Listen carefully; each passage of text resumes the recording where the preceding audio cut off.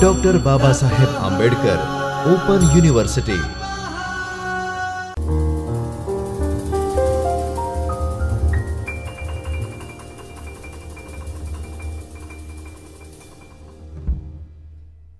Namaskar. I, Devarshi Modi, from the School of Social Sciences and Humanities, Dr. Baba Saheb Ambedkar Open University, welcome you all on our YouTube platform, Bao Gujarat. Friends, as we are studying the study of poetry paper that is there in the TYBA syllabus, and we are currently looking at various poems. So far, in the series of this paper, we have studied various forms of the poetry, we have looked at the types of the poetry, we have seen the metrical composition, several poetic devices and figures of speech that are being used to make any poem beautiful with aesthetic pleasure. And we have looked so far, we have studied so far in detail several poems. And today we will be going to deal with My Last Duchess, a poem written by Victorian poet Robert Browning. Friends, today the entire poem is divided into two videos. In the first part of this discussion of the poem, we will going to look in detail the writing style of Robert Browning, the poet who has written My Last Duchess. We will going to understand what is dramatic monologue, as My Last Duchess is a dramatic monologue. We will also going to study the meanings of the words and the phrases as they are used in the text of the poem. We will try to understand figurative, connotative and technical meanings of the entire poem.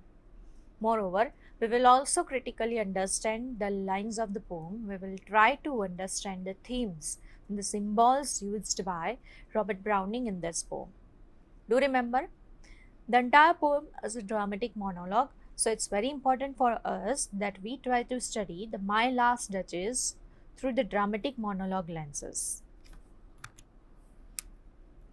Before we dive deep into the poem, let us first understand who was Robert Browning and the kind of the writing that he has composed. Friends, it's very important to understand that Robert Browning belongs to the Victorian period or Victorian school of poetry. He was married to the famous poetess Elizabeth Browning. Do not forget that Robert Browning is very famous for his use of dramatic monologue. He tries to explore inner thoughts, motives, and moral dilemmas of his characters through his dramatic monologues, poems, or the writings. In his poems and in his works, speakers often reveal their flaws without realizing it. Say, for example, in the very poem that we will going to study today, My Last Duchess, Robert Browning, speaker, that is the Duke, himself talks about his flaws.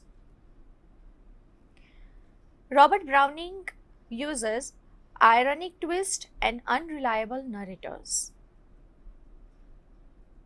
We must analyze the poem to uncover the truth behind the speaker's words. His description is rich and dramatic in nature. Robert Browning uses strong visual imagery to enhance the storytelling. The very important style of the writing that Robert Browning has adopted is his use of natural speech pattern. He has experimented a lot with the rhyme, meter, syntax to create a more realistic tone. Moreover, we find that in many of the Victorian writers, there is a high influence of Renaissance poets and the writers.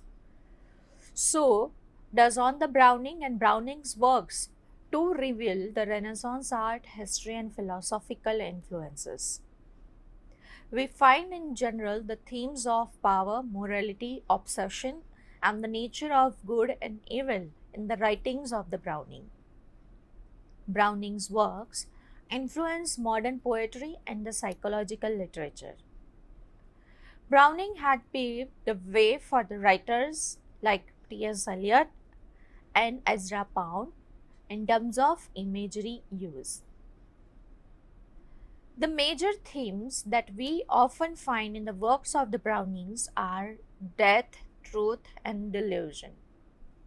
Henry James wrote of the Browning to the poet's burial at the Canterbury that none of the odes one have been so great and none of the great ones so odd.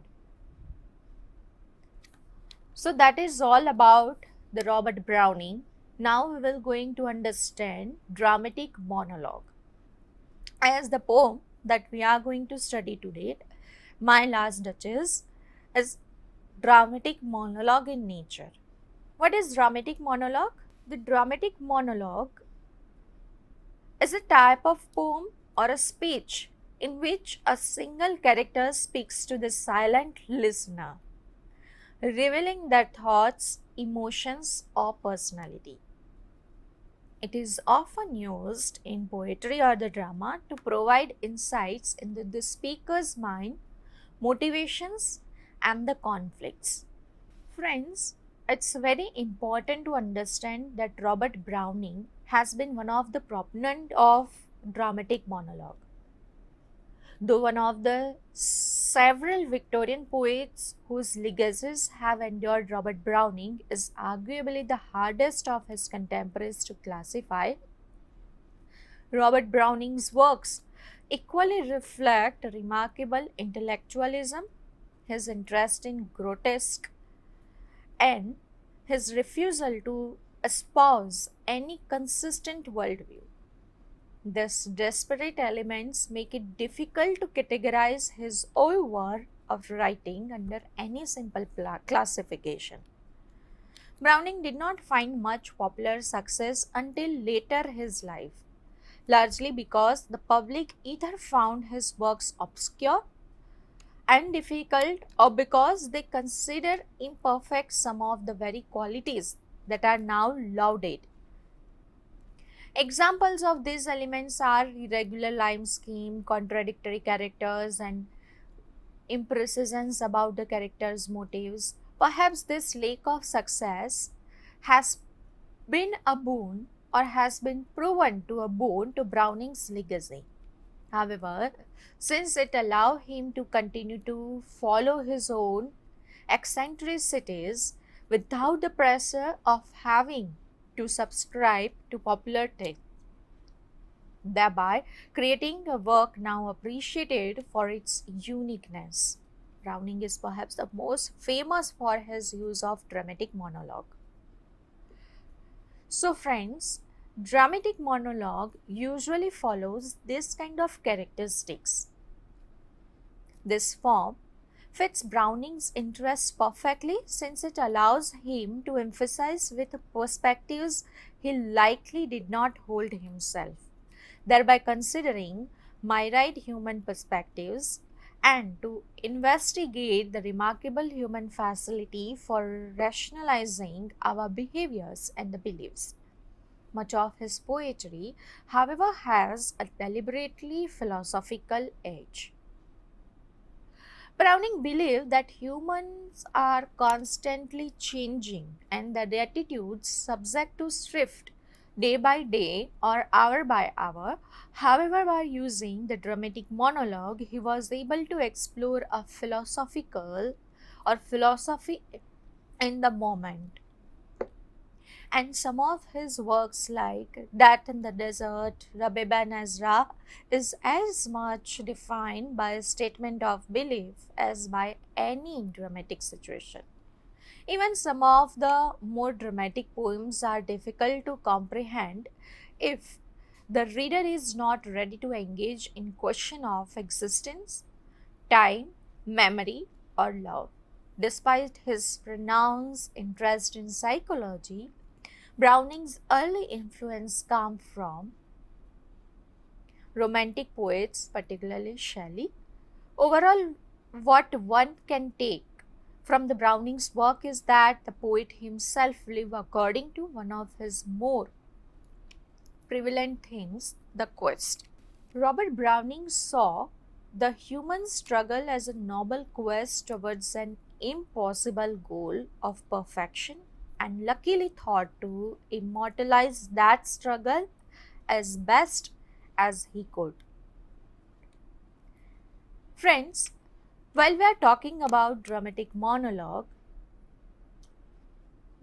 so it's very important to understand the kind of the features that a dramatic monologue uses. It is often used in the poetry and the drama to provide insight into the speaker's mind, motivation and conflict.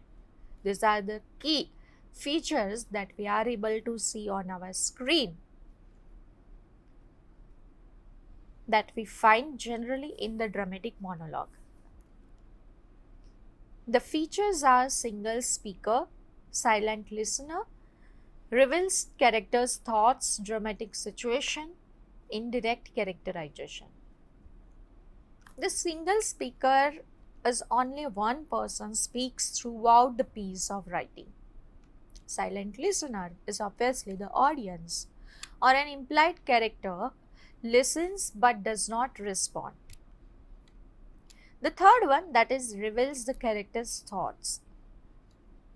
This one is a typical of the dramatic monologue characteristics. The speech provides deep insight into the speaker's emotions, psychology and the situation. Dramatic situation in the dramatic monologue is set in specific context or the moment of a crisis. Indirect characterization is the speaker where the speaker may unintentionally reveal more about themselves than they intend. The very famous examples of the dramatic monologue could be My Last Duchess, obviously by the Robert Browning that we are looking at, where the Duke speaks about his deceased wife unknowingly exposing his own arrogance and cruelty. And another one would be Ulysses by Alfred Lord Tennyson. The aging hero Ulysses reflects on his longing for adventure. Friends, so far we have understood about the Robert Browning and dramatic monologue. Now let us get some idea, some brief information about the My Last Duchess, when it was published, how it was published, what is the historical context behind it. My Last Duchess is a dramatic monologue written by Victorian poet Robert Browning in 1842, and in this very poem, the Duke of Ferrara uses a painting of his former wife as a conversation piece. The Duke speaks about his former wife's perceived inadequacies to a representative of the family of his bride-to-be, revealing his obsession with the controlling others in the process. Browning uses this compelling psychological portrait of a despicable character to critique the objectification of women and abuses of power. Presumably, the Duke Alfonso of Ferrara is giving the emissary of family of his prospective new wife a tour of the artwork in his home. He draws a curtain to reveal a painting of a woman, explaining that it is a portrait of his late wife. He invites his guests to sit and look at the painting. As he look at the portrait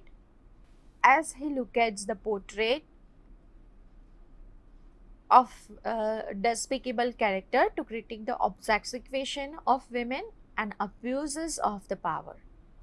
This entire poem, My Last Duchess, is composed in 28 rhyming couplets of iambic pentameter. The poem is preceded by the epigraph Ferrar, indicating that the speaker is Alfonso II, the fifth Duke of Ferrar, existed somewhere in the 16th and the 15th century. So friends, with this note, I would like to end my talk over here, the first part of the My Last Duchess discussion. And in the upcoming video, we will going to look in detail the appreciation of the poem, the themes that have been discussed by Robert Browning in the poem. Till then, take care, keep learning. Thank you. स्वाध्यायः परमम्